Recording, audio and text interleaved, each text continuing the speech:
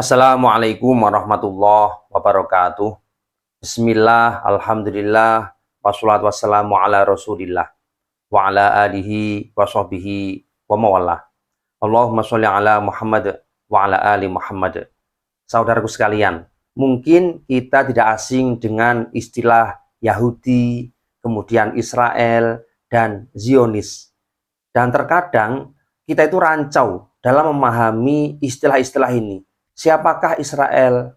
Siapakah Zionis? Siapakah Yahudi? Dan tiga-tiganya ini sering menancap ke alam bawah sadar kita bahwa mereka itu adalah orang-orang yang menindas rakyat Palestina dan ingin merebut wilayah Palestina sehingga ingin dikuasai oleh Israel. Mari kita bahas bersama-sama teman-teman. Saudaraku sekalian, kejadian perang saat ini yang melibatkan dua negara antara bangsa Israel dan bangsa Palestina membuat kita sering salah paham antara istilah yang biasa beredar di masyarakat. Yang jelas, peperangan dua negara ini berkaitan erat dengan perebutan wilayah atau tanah. Walaupun juga ada bumbu-bumbu yang berkaitan dengan agama. Misalkan pihak Israel ingin merebut tanah Yerusalem karena Yerusalem dianggap sebagai tanah suci bagi umat Yahudi. Di sisi lain, masyarakat Palestina juga menganggap Yerusalem adalah kota suci bagi umat Islam. Sehingga Baitul Maqdis ini bagian dari tempat yang diistimewakan oleh umat Islam dan masyarakat Palestina berhak untuk merebut dan menguasai Yerusalem, khususnya Baitul Maqdis. Dua-duanya sama-sama mengklaim bahwa tanah yang mereka perebutkan adalah betul-betul tinggalan nenek moyang mereka. Namun, kejadian perang ini sangat tidak seimbang, teman-teman. Mengingat negara Palestina sudah diembargo selama bertahun-tahun, yaitu di waktu yang sangat panjang, sehingga Palestina tertinggal jauh dari negara-negara lain di berbagai sektor, mulai dari ekonomi, pendidikan, dan militer. Semuanya Palestina mengalami kemunduran yang begitu jauh. Dengan peralatan seadanya, masyarakat Palestina harus menghadapi tentara Israel yang begitu kuat. Negara Israel hampir mustahil dikalahkan oleh pejuang Palestina, mengingat kekuatan militer mereka nyaris sulit ditembus oleh para pejuang Palestina.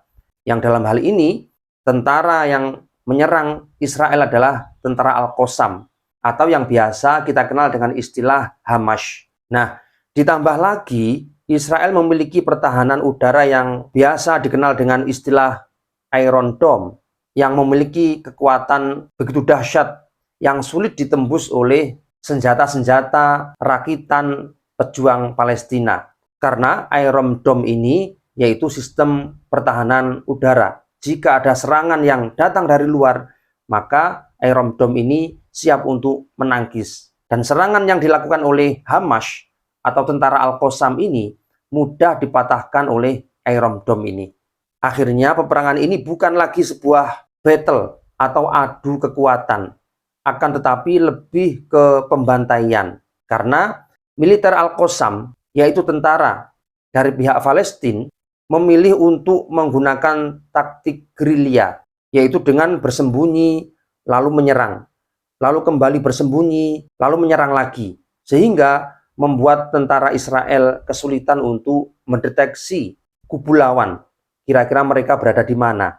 Nah, ini pihak Israel kesulitan untuk mendeteksi tentara Al-Qassam.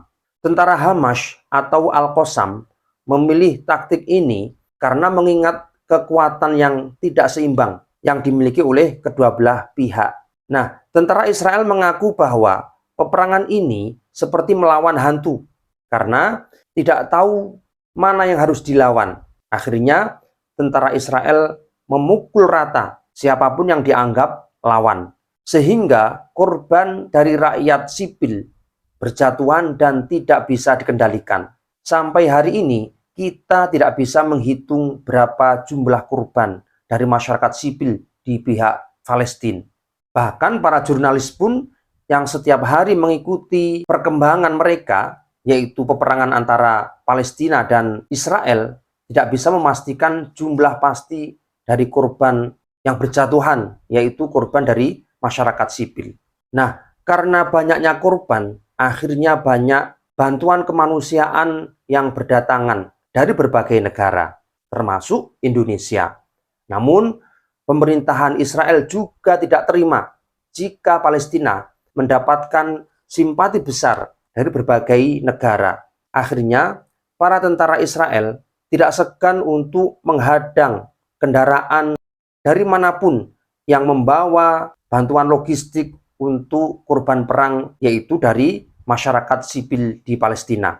Sehingga ketika ada mobil atau kendaraan yang membawa bantuan kemanusiaan ke Palestina, jalan mereka tutup atau kendaraan mereka usir. Bahkan banyak yang tidak bisa sampai ke tempat tujuan utama, yaitu korban perang dari masyarakat sipil di pihak Palestina.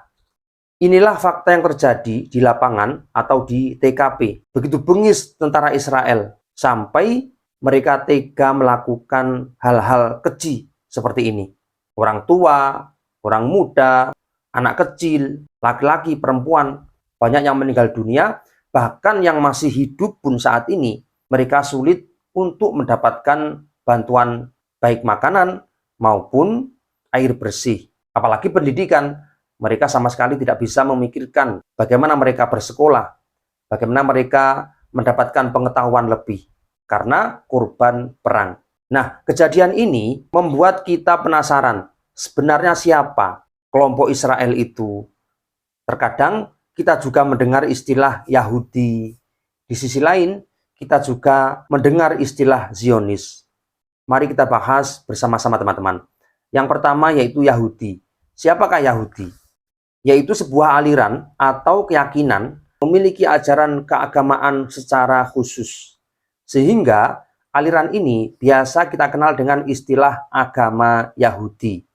Dan dari sisi bahasa, kata Yahudi berasal dari kata Judah atau Yahuda. Nah, istilah Yahudi ini juga biasa disematkan pada orang-orang yang memiliki darah Ibrani atau anak turun dari Nabi Yakub alaihissalam dari jalur Yahuda, yaitu saudara dari Nabi Yusuf alaihissalam dari 12 bersaudara. Sehingga Yahudi ini biasa disematkan untuk anak turun Yahuda. Namun seiring berkembangnya zaman, Yahudi ini biasa disematkan untuk sebuah pemahaman atau ajaran tertentu bagi keturunan dari Nabi Yakub yang biasa dikenal dengan istilah agama Yahudi. Kemudian yang kedua ada istilah Israel. Siapakah Israel itu? Yaitu sebuah negara yang didirikan pada tahun 1948, tepatnya setelah Perang Dunia Kedua. Nah, secara kebetulan mayoritas yang menduduki kota Israel adalah suku Yahudi. Namun, meskipun demikian, masyarakat Israel tidak semuanya menganut agama Yahudi. Walaupun mereka keturunan dari Nabi Yakub alaihissalam atau keturunan Yahudi, mereka juga banyak yang menganut agama-agama lain. Misalkan, banyak yang menganut agama Islam, kemudian agama Majusi atau Zoroaster, dan agama-agama lokal yang lain. Bahkan, yang menduduki Israel saat ini juga banyak di antara mereka dari kalangan Muslim. Sehingga apa? Tidak semuanya masyarakat Israel itu berfaham Yahudi. Nah, kata Israel juga banyak dipenuhi oleh orang-orang non-Yahudi, misalnya Muslim Arab dan Kristen Arab. Nah, kota Israel juga banyak dipenuhi oleh orang-orang non-Yahudi, misalnya Muslim Arab atau Kristen Arab. Mereka tinggal dan beranak pinak di Israel, namun sebetulnya mereka bukan gen atau keturunan dari orang Yahudi asli, tapi mereka dari bangsa Arab. Berikutnya yaitu istilah Zionis. Siapakah Zionis itu? Yaitu sebuah gerakan politik yang didirikan oleh seorang wartawan Yahudi yang bernama Theodor Herzl. Tujuan utama mereka adalah menghimpun masyarakat Yahudi yang tersebar di seluruh dunia untuk kembali ke Palestina. yang dianggap merupakan tempat bagi nenek moyang suku Yahudi. Zionis bertujuan untuk membentuk sebuah negara sesuai dengan hukum Yahudi. Secara otomatis, Zionis adalah gerakan politik yang tujuan utamanya adalah menguasai wilayah Palestina. Dan gerakan ini akan terus berjalan, teman-teman. Dan terbukti, mulai tahun 1948 sampai hari ini, tanah yang dulu diduduki oleh Israel semakin lama semakin meluas, semakin lama semakin meluas, dan wilayah Palestina semakin lama semakin mengecil, karena ada gerakan politik yang dinamakan dengan gerakan Zionis ini. Saudaraku sekalian, jika kita simpulkan dari tiga istilah itu, walaupun memiliki perbedaan, namun juga saling berkaitan. Negara Israel adalah sarana untuk mewujudkan cita-cita dari masyarakat yang mengikuti agama Yahudi.